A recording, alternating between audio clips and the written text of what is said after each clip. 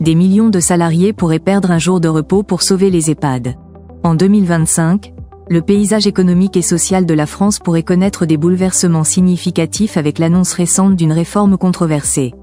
Au cœur du débat, la suppression potentielle d'un jour férié, perçu par beaucoup comme un nouvel impôt déguisé pour les salariés. Cette mesure suscite déjà de vives réactions parmi les travailleurs et les syndicats, inquiets des répercussions sur le pouvoir d'achat et l'équilibre entre vie professionnelle et personnelle. Alors que le gouvernement défend cette initiative comme une nécessité économique, les critiques s'intensifient, alimentant un climat de tension sociale palpable. Quelles sont les implications réelles de cette décision ? Proposition de suppression d'un jour férié pour financer les EHPAD.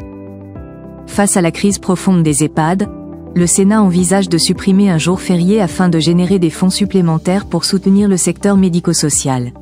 Cette mesure, proposée après une consultation par la Commission des Affaires sociales, s'inspire de la journée de solidarité mise en place en 2004 suite à la canicule de 2003.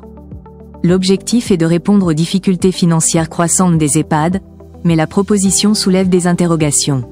Le débat porte notamment sur l'équité de cette solution et sur la manière dont l'effort financier sera réparti entre les différentes parties prenantes, y compris les employeurs, les salariés et les structures publiques.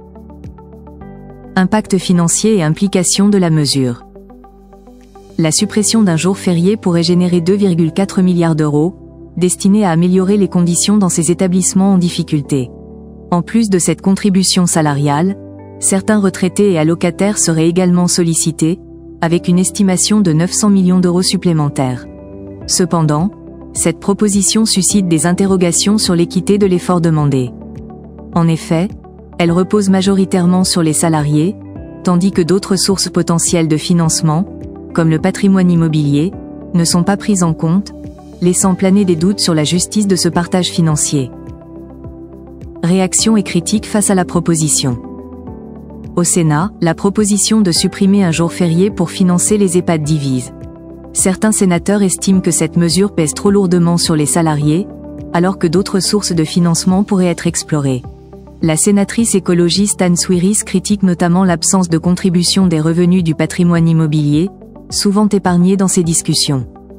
En réaction, des propositions alternatives émergent, comme la création d'un fonds d'urgence de 100 millions d'euros pour soutenir les EHPAD en difficulté.